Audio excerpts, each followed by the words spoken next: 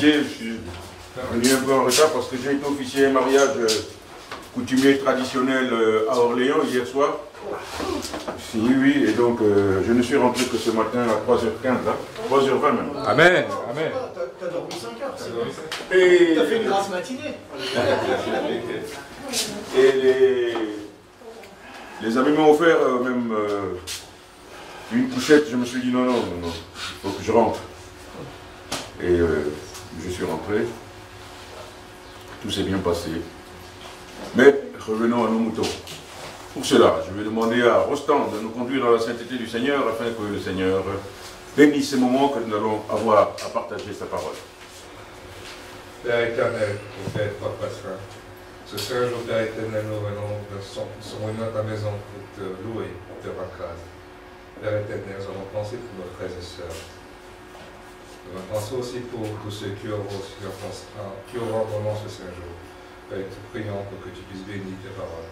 Bénis, prédispose nos cœurs à entendre ta parole, à écouter ta parole, Père. Te prions. Bénis aussi pour tous ceux qui enseignent en ce jour en ton nom. Père, te prions dans ton Fils Jésus-Christ, qui nous posons trop fort. Amen. Amen. Notre thème de ce jour continue à être celui de dimanche dernier, Amen. à savoir l'Église.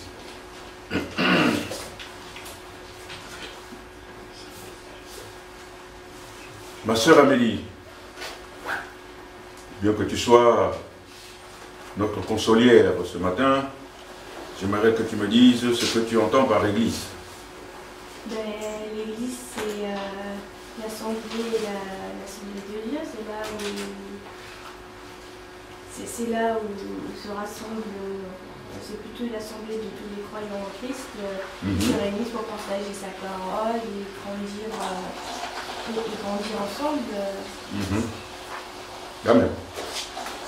Et mon frère Lionel, que penses-tu de l'Église? Oui, Lionel. C'est un lieu de rassemblement. C'est un lieu de rassemblement où les chrétiens viennent écouter la parole. Tu peux me donner l'exemple d'un lieu? Ça peut être une maison, ça peut être la famille. Ma sœur Amélie nous a dit que l'Église est l'assemblée des croyants en Jésus-Christ. C'est une assemblée, ce n'est pas un lieu. À ce moment-là, là où nous sommes, c'est une église, cette maison. Non, cette maison n'est pas une église. L'église, c'est cette assemblée de Dieu-là, cette assemblée dans laquelle nous trouvons tous ceux et toutes celles qui ont placé leur confiance en Jésus-Christ. C'est ça l'église de Dieu. Un groupement de chrétiens Amen. qui officient au nom de Christ. Amen. Là où deux ou trois sont assemblés en mon nom, je suis au milieu d'eux. Amen. Qu'est-ce qu'elle a dit? Là où deux ou trois sont assemblés en mon nom, je suis au milieu d'eux. Amen. Sachant qu'évidemment, quand l'église a commencé, ils n'avaient pas de bâtiment. Non, ils étaient dans les catacombes. Dans les catacombes qu'on est cachés, vous étiez chez les personnes. Amen. Par contre, c'est vrai qu'aujourd'hui, on a discuté qu'aujourd'hui, l'homme de la rue pense que l'église, c'est vrai qu'il pense plus à un lieu, un bâtiment. Il y a un bâtiment. En France, c'est souvent lié à l'église catholique.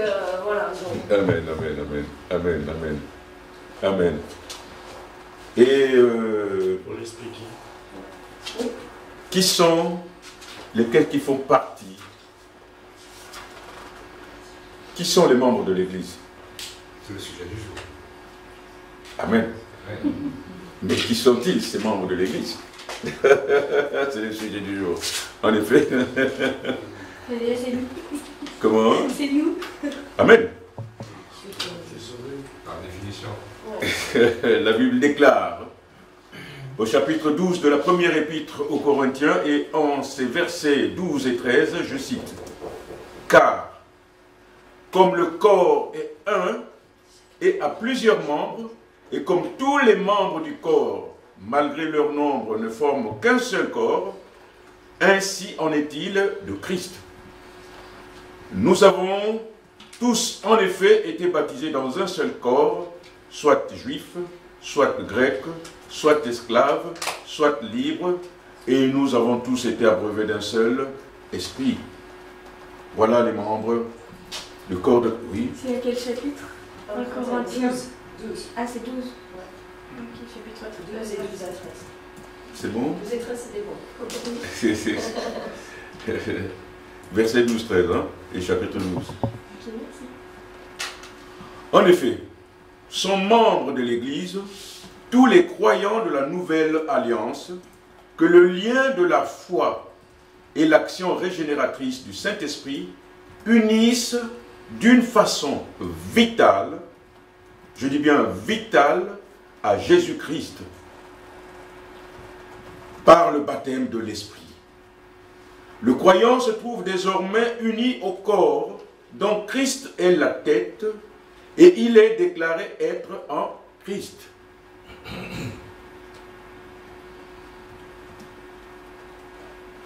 Il est déclaré être en Christ. Qui est déclaré être en Christ, mon frère Nestor? Mais tout chrétien qui a confessé de sa bouche le Seigneur Jésus-Christ, Oui. qu'il a accepté dans son cœur. Oui. Amen.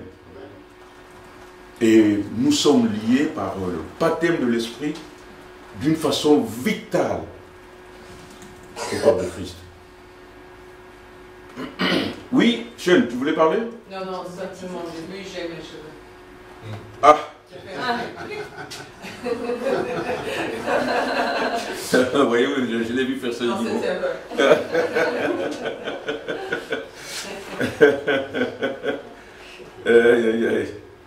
Notons que seul le ministère de l'Esprit en faveur du croyant nous fait comprendre les richesses de la grâce divine et il en assure son unité de façon spirituelle.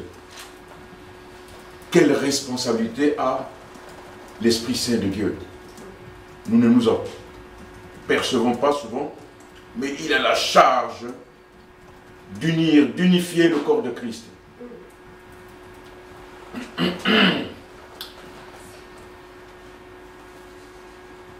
Les enfants de Dieu de tous les pays et de tous les milieux en font partie, y compris tous les rachetés déjà recueillis auprès du Seigneur, et en ce sens, l'Église revêt un caractère universel. Au chapitre 12, plutôt au chapitre 2 de l'Épître aux Éphésiens, et au verset 11 à 19, la Bible nous éclaire à cet effet. Je cite, « C'est pourquoi, vous, autrefois païens dans la chair, appelés incirconcis par ceux qu'on appelle circoncis, et qui le sont dans la chair par la main de l'homme. Souvenez-vous que vous étiez en ce temps-là sans Christ, privés du droit de cité en Israël, étrangers aux alliances de la promesse, sans espérance et sans Dieu dans le monde.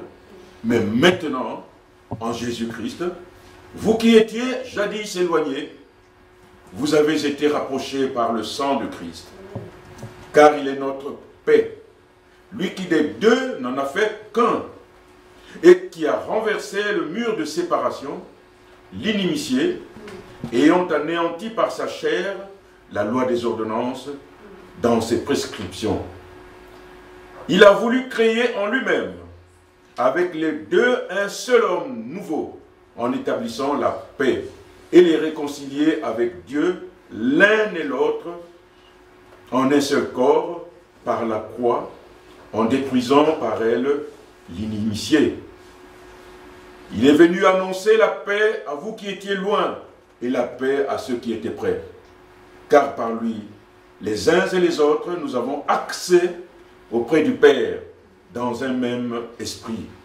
Ainsi donc, vous n'êtes plus des étrangers, ni des gens du dehors, mais vous êtes concitoyens des saints, gens de la maison de Dieu. Amen. Amen. Il n'y a pas meilleur passage que celui-là, qui nous rassure. Et quand on dit, vous avez été réconciliés, vous qui étiez autrefois étrangers, mais lesquels qui étaient étrangers?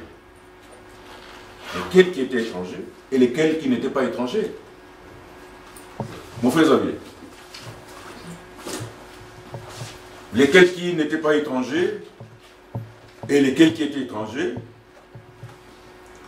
de ce que par le sang de Christ, il n'a fait de deux qu'un seul aujourd'hui. J'ai parlé tout au départ des circoncis et des incirconcis. Lesquels qui étaient circoncis? Les Juifs. Oui, mais je vais augmenter le volume. Les Juifs. N'est-ce pas? Le peuple de Dieu, le peuple choisi d'Israël, c'est ce peuple-là qui était circoncis, mais par la main de l'homme. N'est-ce pas? Par la main de l'homme. C'était une alliance. Mais aujourd'hui, avec le sang de Christ, même nous qui n'avions pas droit à toutes ces promesses, à toutes ces alliances, on nous a fait rentrer dans ces promesses, dans ces alliances par le sang de Christ. Mais nous, la circoncision que nous avons reçue n'est pas la circoncision de la chair, mais du cœur, par l'Esprit Saint de Dieu. Et avec ces deux-là, Christ n'en a fait qu'un seul. Nous sommes tous enfants de Dieu par le sang de Christ. Y a-t-il une question? Oui, Émilie. Une question, juste en commentaire, quelque chose que j'ai entendu cette semaine auquel je n'avais pas pensé. Là, ça dit la paix, il a annoncé la paix à vous qui étiez loin et à ceux qui étaient près. Donc là encore, c'est les étrangers, les non-juifs et les juifs. Et voilà. Et on a parlé il n'y a pas si longtemps du tabernacle. Du tabernacle, oui. Et là, quand vous rentrez dans le tabernacle, il y avait des étrangers qui pouvaient entrer, mais ils ne pouvaient pas aller plus loin. Non. Ensuite, il y avait pour les juifs, que pour les hommes juifs, ensuite que pour les prêtres, et ensuite que... N'est-ce pas? Donc, les étrangers étaient gardés aussi loin que possible de la présence de Dieu. De Dieu. Et maintenant, le sang de Christ est venu nous donne la permission de s'approcher. N'est-ce pas? Et même les femmes étaient plus Le mur, oui. le mur de la séparation a été détruit par le sang de Christ. N'est-ce pas? Là où il n'y avait que, même dans le tabernacle, là où il n'y avait que le saint sacrificateur qui accédait à la deuxième chambre, n'est-ce pas? Christ est venu, il a modifié tout ceci par son sang, et tout le monde a accès à Dieu. Et nous sommes enfants de Dieu. C'est bien de le savoir. C'est bien de le savoir. L'homme de la rue va vous dire, moi aussi je suis une créature de Dieu. Je lui dirai, oui, oui, tu es une créature de Dieu, mais tu n'es pas enfant de Dieu. Il va me dire, comment je peux être créature de Dieu, mais ne pas être son enfant? Comme un chien ou un chat. Créature de Dieu, un poisson rouge. N'est-ce pas? Il y a une nuance, il y a une subtilité à laquelle, si vous ne faites pas attention, n'est-ce pas? Vous pouvez vous chamailler toute la journée, l'un ne comprenant pas l'autre. N'est-ce pas? Parce que tout le monde pense que, puisque nous sommes créatures de Dieu, nous sommes tous enfants de Dieu. Non, nous sommes tous créatures de Dieu, mais nous ne sommes pas tous enfants de Dieu. Tout ce passage nous édifie encore et encore au sujet du mystère caché de Dieu, à savoir que, bien avant, une seule nation était élue. Mais maintenant, toutes les nations prennent part à l'élection. Le terme circoncis désigne les Juifs par opposition aux autres nations, comme tu le disais tout à l'heure, ma sœur Rémi, aux autres nations traitées par elles d'incirconcis. Il faut souligner que pendant un temps, il est vrai, que les Juifs constituèrent le corps du peuple de Dieu, dont la circoncision était le signe extérieur et d'où les autres nations étaient exclues. Désormais, avec la venue de Christ, toutes les nations sont héritières des promesses faites par Dieu aux Juifs, qui jusque-là leur appartenaient exclusivement.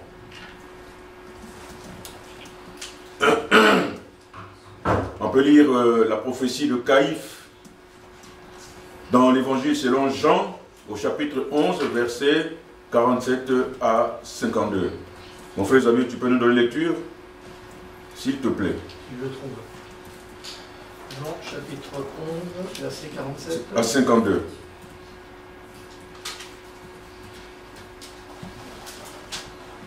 Alors les principaux sacrificateurs et les pharisiens assemblèrent le Sanhédrin et dirent : que ferons-nous? Car cet homme fait beaucoup de miracles. Si nous le laissons faire, tous croiront en lui. Et les Romains viendront détruire notre ville et notre nation. L'un d'eux, Caïphe, qui était souverain sacrificateur cette année-là, leur dit : vous n'y entendez rien, vous ne réfléchissez pas qu'il est de votre intérêt qu'un seul homme meure pour le peuple, et que la nation entière ne périsse pas.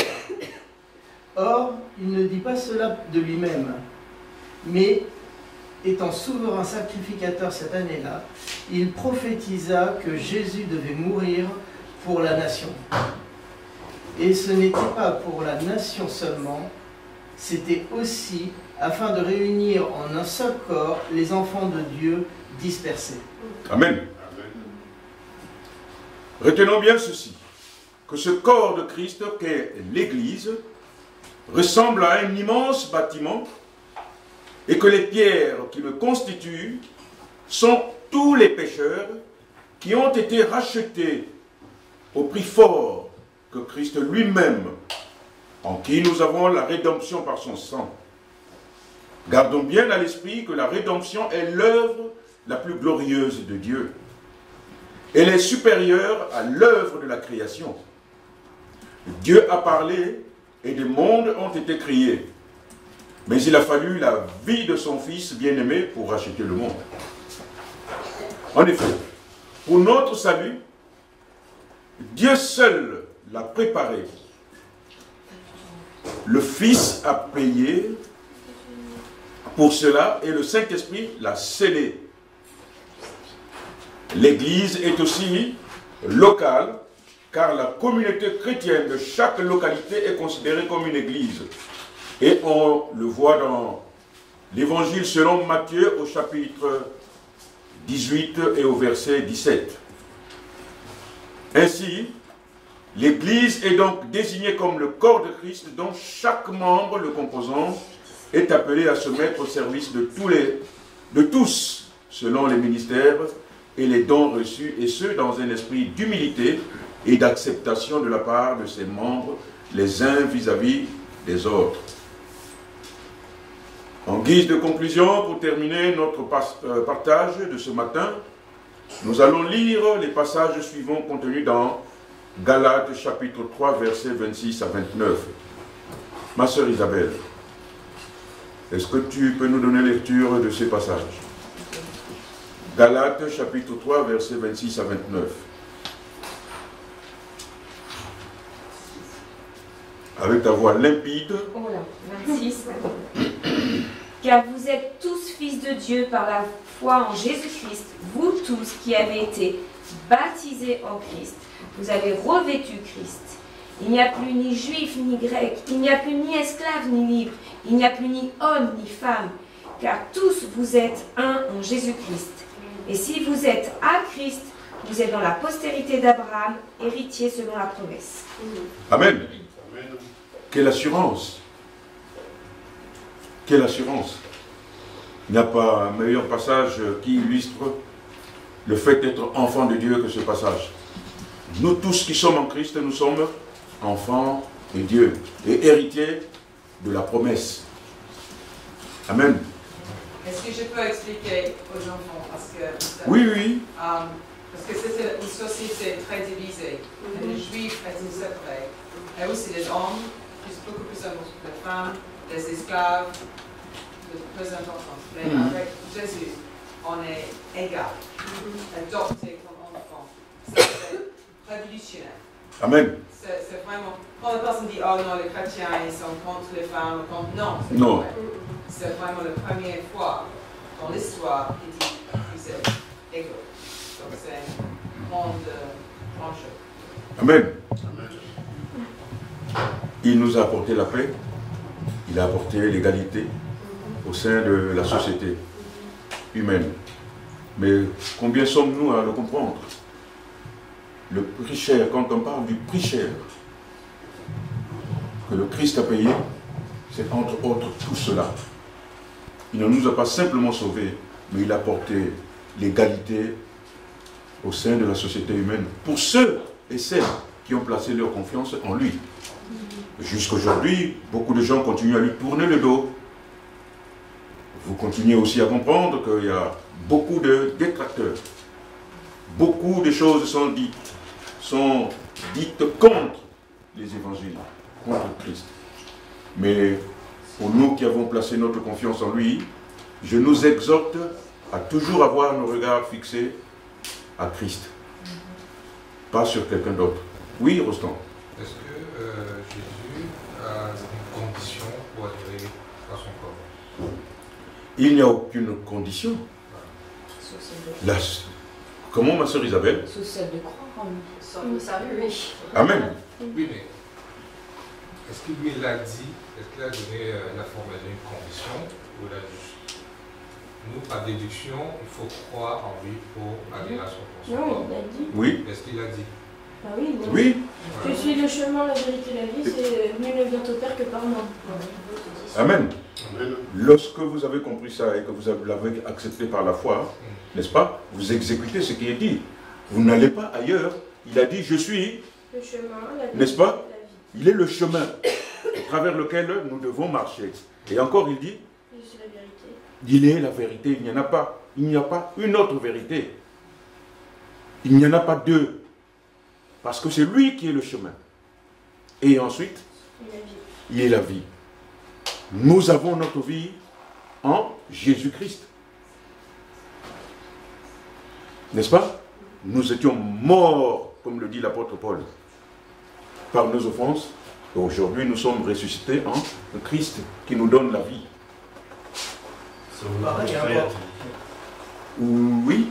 Non, je disais, c'est pareil, il y a Corinthiens 3,16 qui nous dit que... Tu peux nous lire ça? Hein? Tu peux nous lire ça, s'il te plaît? Non, je ne le lis pas. Je lis pour Les toi. Corinthiens 3,16. Bah oui. 1 Corinthiens 3,16. Bah oui. Ne savez-vous pas que vous êtes le temple de Dieu, que l'Esprit de Dieu habite en vous? C'était celui-là que tu lis? Non, c'est pas perdu le passage. Mais ce n'est pas, c'est aussi un bon passage parce qu'il nous fait prendre conscience, Ah, Jean 3,16. Jean 3,16. il nous fait prendre conscience de ce que nous sommes. Je dis encore, excusez-moi, c'est Jean 3,16. Jean Mais ce 3,16. n'est pas un problème. C'est tellement évident. C'est aussi important. Jean 3,16, Dieu a tant aimé le monde. Enfin, que quiconque croit en lui ne périsse pas, mais qu'il ait la vie éternelle. N'est-ce pas? Je veux dire, il n'y a pas de... C'est pas... Voilà, je pense que c'est assez clair. Toute la Bible est claire là-dessus. Amen. Tout est clair. Il n'y a qu'en lui que nous avons la Le vie. sujet est plutôt dans si je dois mettre un terme, protocole d'adhésion, le protocole d'adhésion à l'Église. Jésus-Christ nous a pas formalisé. Jean 3,16, tu vois, c'est Dieu a tant aimé Le monde. le monde. Oui. Donc, c'est pas une parole de Dieu, c'est pas ce que Jésus a dit. C'est une déduction de ce qu'on a, les prophètes ont compris. Tu vois. Et donc, à la Pentecôte, l'idée de la question est de savoir quelles sont les formalités d'adhésion au corps de Christ. Il n'y a aucune formalité d'adhésion au corps de Christ. Il n'y en a aucune. Voilà. Il n'y en a aucune. Mais Par croire. Jean 14, Jésus dit, si vous, je suis le français, c'est Jean 14, 15, si vous m'aimez, respectez-moi. En français, c'est respectez mes commandements. En anglais, pour les autres versions, obéissez à mes commandements. Donc, et quant à moi, je prierai le Père et il vous donnerait un autre défenseur. Donc, mais vous devez obéir. Donc, la foi veut dire l'obéissance. Ça veut dire je suis 100%. Pas simplement, oui, je crois qu'il y a un Dieu, je crois que Jésus existait. C'est vraiment l'obéissance. Et même en continuant sur ton passage, il dit celui qui a aimé commandement et qui regarde, c'est celui qui m'aime, et celui qui m'aime sera aimé de mon Père, et moi aussi je l'aimerai et je me ferai connaître à lui. Ça, ce sont les conséquences du fait que nous sommes enfants de Dieu. N'est-ce pas? Quand il dit nous sommes héritiers, co-héritiers avec Christ. C'est toutes ces conséquences qui s'en suivent de ce que nous sommes enfants de Dieu. Oui, Nestor. J'aimerais ajouter quelque chose dans le livre de Romains, le chapitre 10. Non, si c'est dans la Bible, ne rajoute pas. Non,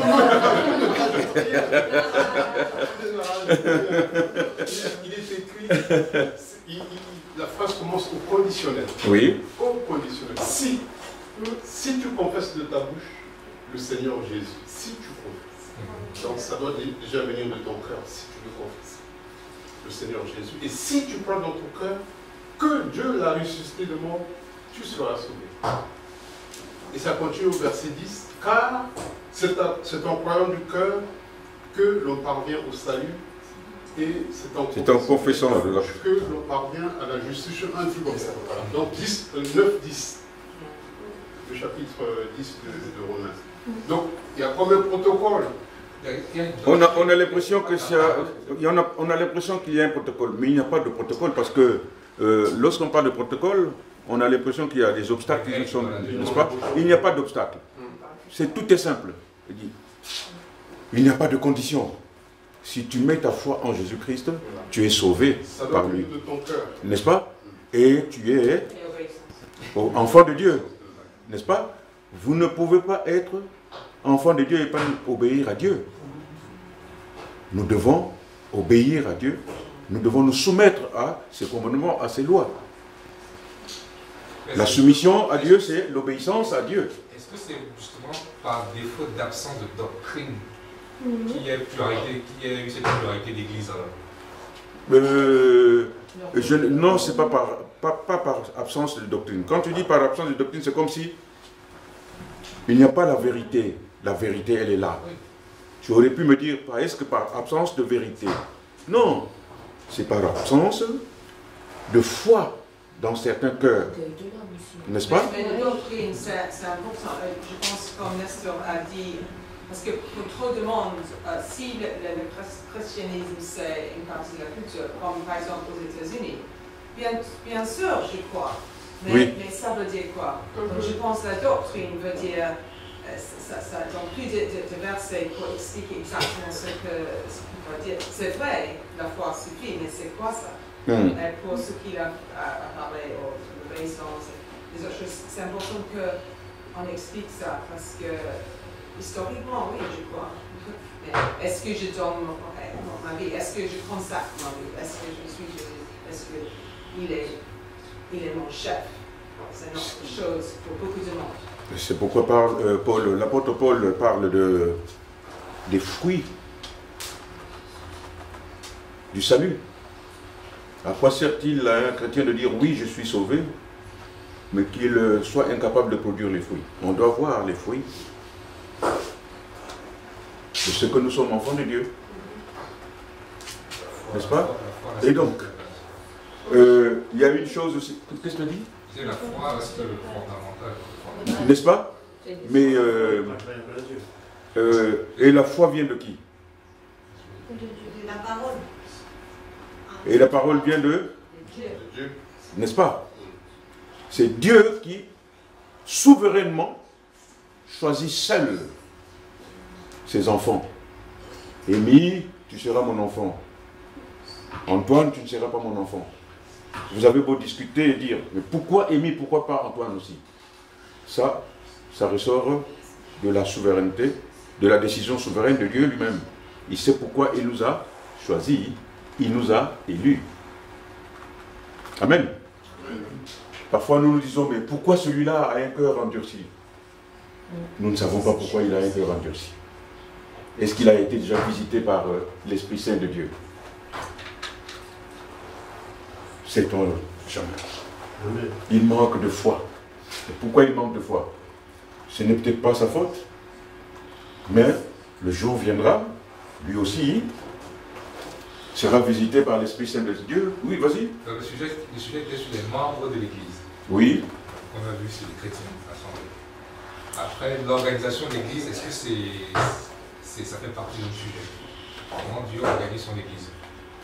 Mais inconsciemment, j'ai parlé tout à l'heure de la lourde responsabilité de l'Esprit Saint de Dieu. N'est-ce pas? Il est là pour assurer la cohésion, l'unité du corps de Christ. Il y a des choses, nous pensons que nous le faisons par la chair. Non. L'Esprit Saint est là à nous guider chaque jour dans la vérité. Ouvrons simplement les yeux. Tendons simplement nos oreilles pour l'écouter et ouvrons bien les yeux pour le voir. Oui, Xavier.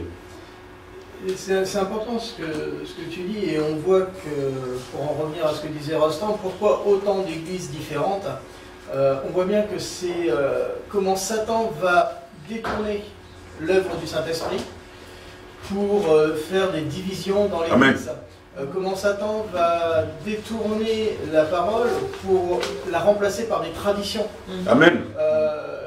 J'ai écouté un podcast là, d'un prêtre qui expliquait qu'en fin de compte, non, il ne priait pas à des statues, mais les statues, par tradition, leur permettaient de se concentrer en se tournant vers elles, en les priant, de se concentrer sur les prières qu'ils adressaient à Dieu.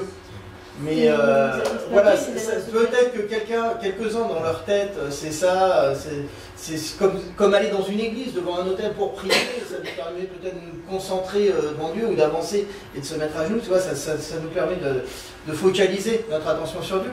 Mais pour combien d'autres, ça va être une tradition d'aller adorer Marie, d'aller adorer un saint, d'aller adorer et de demander à ce saint de faire quelque chose plutôt que de demander à Jésus de le faire pour nous. Et donc cette déformation et ces écarts entre la tradition et puis toutes les déformations aussi de l'utilisation du Saint-Esprit montrent bien comment Satan arrive à faire exploser l'Église et pourquoi à la fin dans l'Apocalypse, au chapitre 20, on voit bien que tous les morts vont ressusciter, mais seuls ceux qui sont écrits dans le livre de vie seront sauvés. En fin de compte, les vrais chrétiens, les enfants de Dieu, sont ceux qui sont dans le livre de vie. Et pas tous ceux qui croient être sauvés ou qui font confession de foi, mais qui n'ont pas de vie de chrétien, le sont. Et comme tu disais, c'est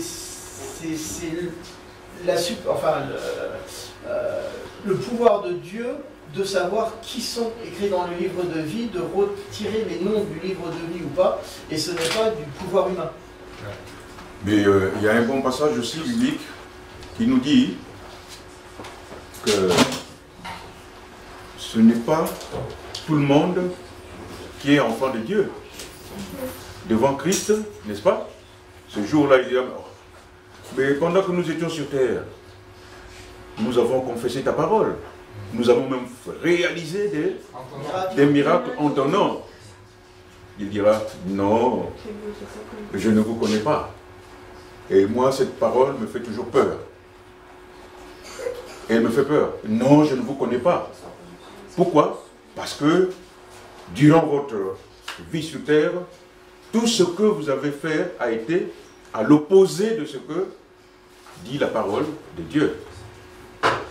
N'est-ce pas? Je suis allé au-delà vraiment de l'heure qui m'était impartie. Merci de m'avoir supporté. Amen.